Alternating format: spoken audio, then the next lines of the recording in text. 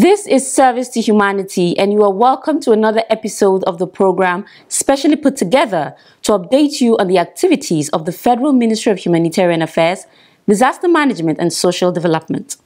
My name is Habib Zakzak, your anchor. Since the new year started, we have been bringing to you reviews of some major events in the ministry in the year 2022, with a focus on the National Social Investment Programs, NSIPs.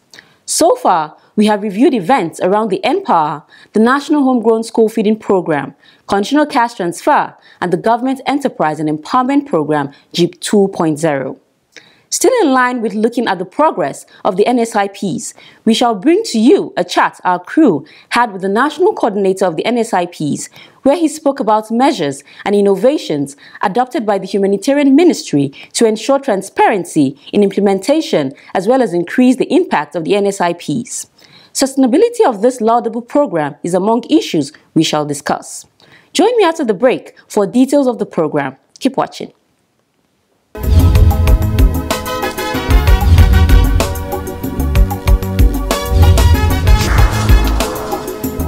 To da farko dai alhamdulillah ana yi dai amma kaɗan ba sosai ba. To da Allah ya sa ya kawo wannan tallafi na wannan gwamnati to sai abin ya daɗa haɓaka ya min tasiri tunda sana'ata ta ƙaru kuma sannan ɗan wasu hidindimu na yara dai duk kana samu kai da shi a ciki. Wasu suna yi ba su da ƙarfi a dalilin shi ya ƙaru, wani kuma bai da shin a dalilin haka ya tashi. Kuma na godiya sosai da wannan taimako da suka mana, taimakon Allah da nasu mafi akasari.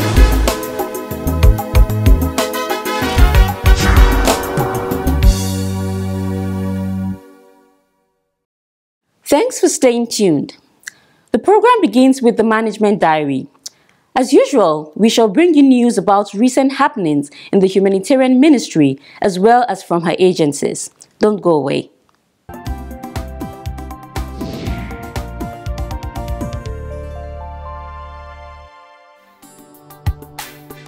The Federal Ministry of Humanitarian Affairs, Disaster Management and Social Development has made a public presentation of the grade assessment of the 2022 flood in Nigeria. The grade assessment is a preliminary quantitative and spatial damage assessment of the 2022 flood that affected all the states of Nigeria. Minister of Humanitarian Affairs, Disaster Management and Social Development, Hajiya Sadiya Umar Faruk, who made the presentation of the grade findings during a press briefing in Abuja, stated that grade note was developed by the World Bank's Disaster Resilience, Analytics and Solutions team to assess the quantum of residential and non-residential damage caused by floods from June to November 2022. The grade note is a first-order approximation of the economic impact and so provides a rapid high-level estimate of damages used to inform ongoing decisions in a timely fashion. According to Farooq, the grade assessment states that all 36 states of the Federation and the FCT have been affected by varying degrees of the June to November 2022 floodings. Rapid urbanization and poor drainage systems occasioned by deficits in waste management also plays an important role in the increasing flood incidences in this country, especially in the urban areas.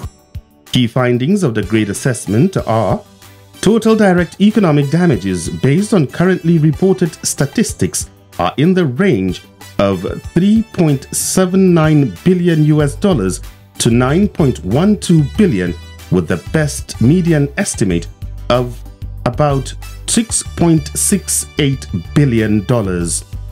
Between 4.4 million and 4.9 million affected people as of November 25th.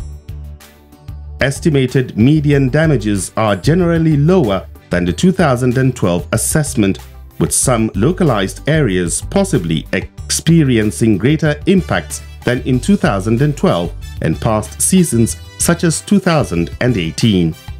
There is significant damage to infrastructure, including roads, irrigation and river infrastructure, as well as water, sanitation, hygiene and electricity infrastructure, with around $1.2 billion in damage expected. Damage to agricultural crops, associated water infrastructure, fisheries and livestock was also severe. Over 650,000 hectares of crops have been reportedly damaged, and this is expected to increase to over 1 million. And worst affected states are Jigawa, Rivers, Taraba, Cross River, Delta and Bayelsa.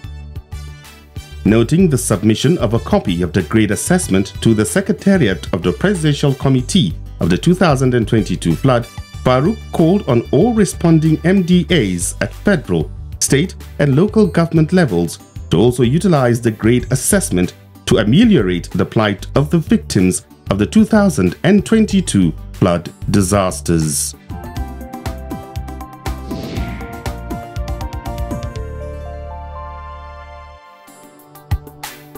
The Ministry of Humanitarian Affairs, Disaster Management and Social Development has inaugurated the Committee on the Implementation and Institutionalization of its Strategic Roadmap and Coordinating Framework.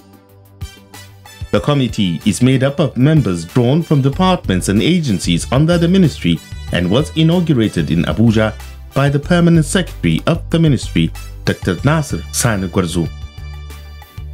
In his remark, the Permanent Secretary stated that the roadmap, aptly themed Mapping Out a Life of Dignity for All, was conceived from the mandate given to the ministry on its establishment in August 2019, which is to develop humanitarian policies, coordinate national and international humanitarian interventions, ensure strategic disaster mitigation, preparedness, response, and manage the formulation and implementation of fair, focused social inclusion and protection programs in Nigeria. Gwarzo noted that in order to achieve this mandate, the ministry developed its strategic roadmap outlining its initiatives, action plans, and strategies. This, he said, is contained in its 7 strategic pillars enumerated as strengthening policies and institutional framework, building evidence-based systems for transparency and accessibility, enhance program delivery through effective monitoring and evaluation mechanism, optimizing funding and resourcing opportunities, strategic partnership, collaborations and disability inclusion, implementation of a robust humanitarian coordination system for improved strategic communication and governance, mainstreaming of sustainable development goals, and integration of social initiatives and investment programs. While he urged all departments and agencies under the ministry to take the task of implementing the contents of the document seriously, Gwarzo called on the members of the committee to move into action immediately, harmonize the work, and put up a timeline of action.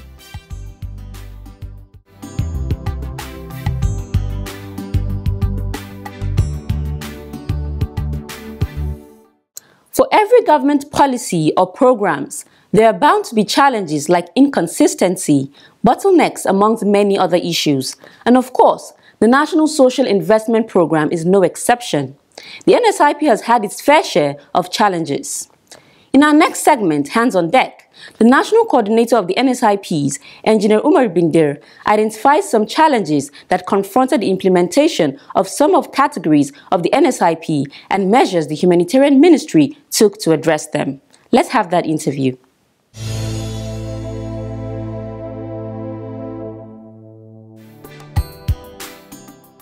Since 2016, the 4 components of the National Social Investment Program have supported more than 4 million beneficiaries nationwide through a fair and transparent process coordinated by the Ministry of Humanitarian Affairs, Disaster Management and Social Development and supported by the Ministry of Budget and National Planning, MBNP, and other notable MDAs with aligned goals.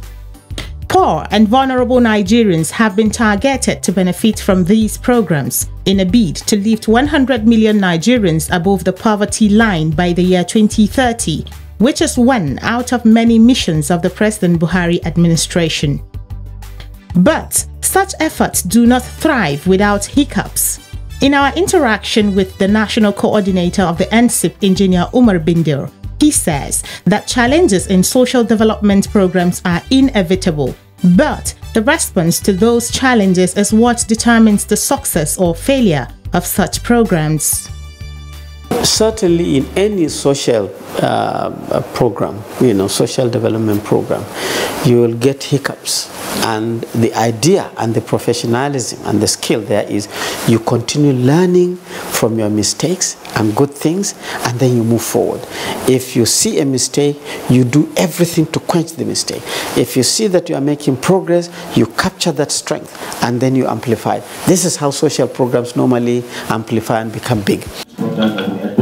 One challenge the Humanitarian Ministry observed was the difficulty in identifying master trainers of the various units of the Empower program. The master trainers are masters of craft where beneficiaries of the Empower program are posted to for an apprenticeship program for a period of 6 months. Another challenge was that selected master trainers delayed in accepting beneficiaries posted to them for the apprenticeship program. To address those challenges, the Humanitarian Ministry, through the NSIP office, came up with a program called Train the Trainers. We quickly created a platform whereby before the training actually completes, we have now identified nationwide where these people are located. We have pulled them in one place, educated them on the program, gotten their own buy-in into this national strategy for fighting poverty, so that by the time we train the beneficiaries, the masterclass persons are ready. So that is the creative injection to ensure that the efficiency, the impact, and the quick attachment of these beneficiaries are made possible. So this is literally the secret, as you've seen this new introduction, to make sure that the program is more effective. The National Homegrown School Feeding Program is another cluster of the NSIP that was faced with challenges. Due to the nature of its peculiarities, the program has a lot of actors playing the various roles required in its implementation. Bindir tells us the various actors in the school feeding program and the roles they played. The federal government does not implement it. So what the federal government does is that we continuously develop the program, and the president has approved for the funding, but this funding is transferred to the states. It is the states that implement it through the office of the focal person. Each state has a focal person, and every state has officers called program officers. They are all state officers. So the state and federal government will sign an agreement that this is the modus operandi and this is how you do. So what are these expectations from the state? First, the state must facilitate to ensure that we identify the schools and the number of pupils so that we can prepare to actually feed. Two, the states are expected to participate to identify the cooks who will now prepare the food for the children to eat. The states will also facilitate to get aggregators where necessary for the protein-based materials like food and fish and egg and so on and so forth to now be supplied in bulk at lower prices to these cooks so that they can be able to deliver.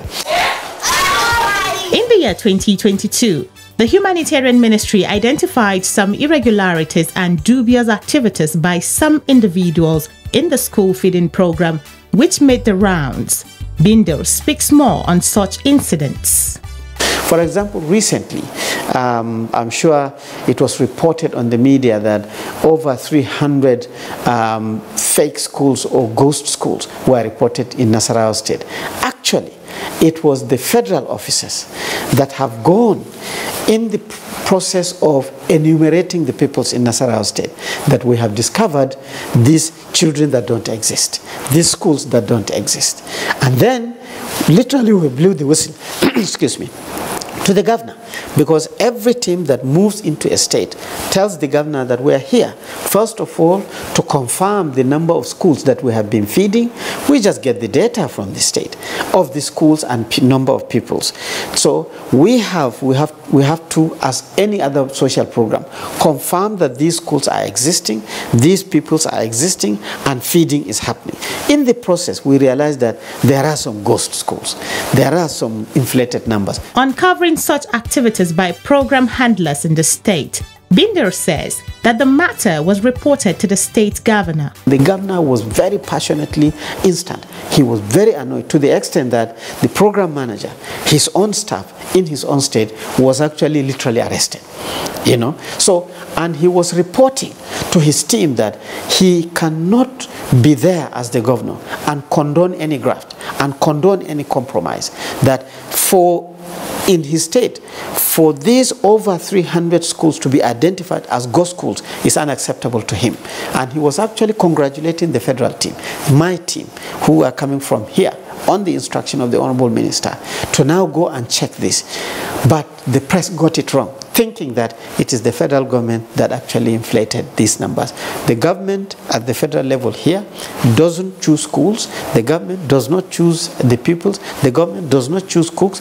Everything happens in the state. The school in Damaturu, or you want to go to a place in Delta State. Aside designing a dashboard for the school feeding program to aid monitoring so as to ensure its impact, Binder shares the other challenges faced in the school feeding program and measures taken to address them. There are states where we found that the feeding is not as regular as it should be, despite the fact that we are paying. We've addressed that to make sure that independent monitors, even the security organizations like the SSS, the police, the civil defense, working in those states are helping us to ensure that feeding is happening and good feeding. We've discovered in some places where the aggregators, you know, are not aggregating the right things, you know, so we've addressed that. So many of the ills that we are discovering based on our very close monitoring and evaluation in the states are there, but we are taking responsibility, we are taking actions on them, and we are minimizing them. Hopefully, by the time we perfect our injection of technology, information technology, in documenting all the cooks, in ensuring that all the accounts that are given by cooks, because we pay them directly, are correct, we will now operate very, very quickly and cleanly, and then encourage the refinement of the program to become really a global example. To monitor the NSIP clusters, independent monitors were employed to serve as watchdogs of the programs at the community level. To make the process of monitoring easier and faster, each independent monitor was given a device with a monitoring application installed on it. This device aids the monitoring and reporting of NSIP programs in real time.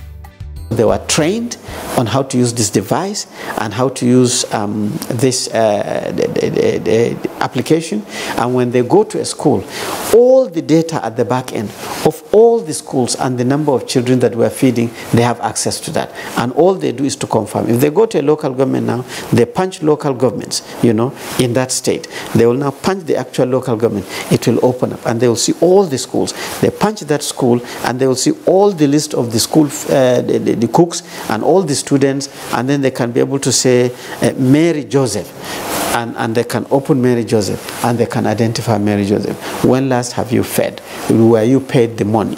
And when did you receive the money? What are you feeding? Everything, and they will take a picture, the whole thing, that very day, at a punch of a button to say submit, it comes to the federal system.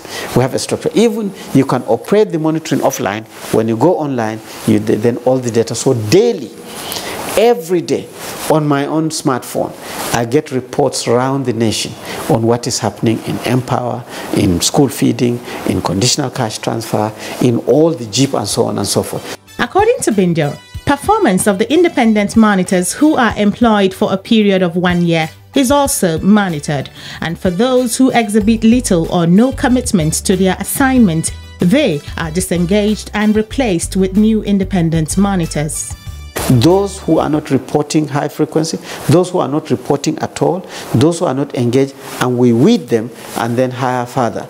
And I'm happy to report as we speak, we have an average between maybe 8 to 10,000 independent monitors operating nationwide. It is helping us. It is ensuring that the implementers of the program know that they are there.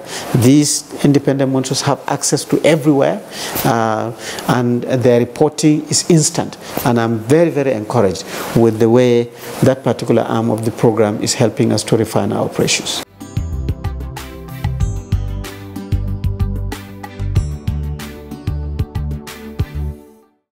The program is still service to humanity.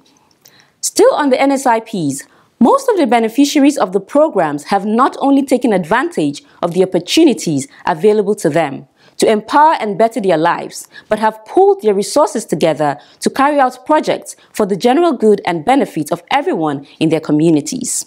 This takes us to 2 communities in Niger State, where beneficiaries of the Conditional Cash Transfer embarked on projects like the construction of boreholes and a bridge for use by their community members. Stay with us for details.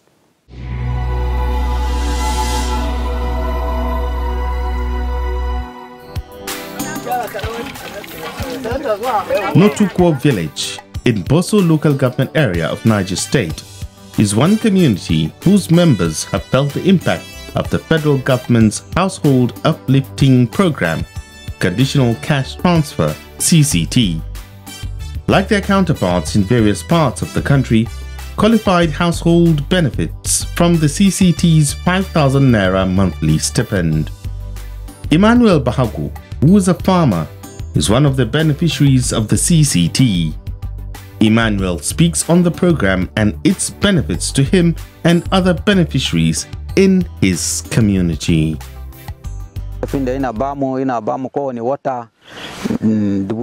Every month, we are given 5,000 Naira each, and it helps us with progressing in taking care of our children's school fees and looking after our livestock. Notukwo village has a cooperative, and Emmanuel happens to be the chairman of that cooperative. According to him, the aim of the cooperative is for the progress and development of the community. Once upon a time, the community was faced with lack of potable drinking water. Emmanuel shares the story of how challenging it was for the entire community. As at the time we did not have boreholes, it takes great difficulty to fetch water from a far place, and the water isn't drinkable. Eventually, God brought someone merciful enough to provide borehole for us, and we are really benefiting.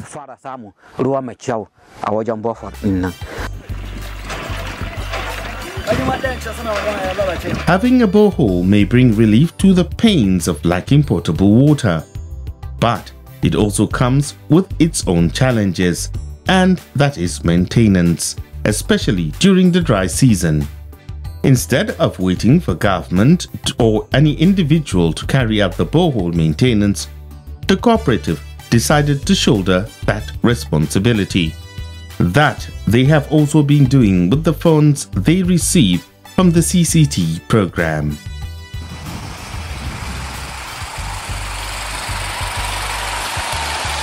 In a neighboring community, Chayingwa, also located in Boso local government area of Niger State, the story is similar, as its beneficiaries of the CCT program have also used it to develop their community. According to Umar Musa Gobe Denisa, Chayingwa community also has a cooperative that is aimed at the progress and development of the community. With funds from the CCT, beneficiaries in that community also carry out regular repairs and maintenance of the 2 manual boreholes in the community. These boreholes are the only source of the clean drinking water in Chayingwa community. They started a rice farming project and also renovated the 2 mosques in the community, and bought solar power generators to power the mosques. The aid we are getting is really beneficial because we now have 2 boreholes and we have 2 mosques we use them for. One is here and the other is over there.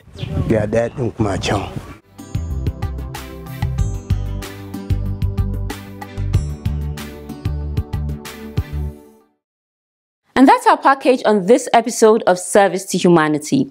Join me again same time next week and same station for more on the strides of the ministry and her agencies in reaching the nation's most vulnerable with the initiatives of the federal government to better their lives. My name is Habiba Zakzak, saying good night and God bless Nigeria.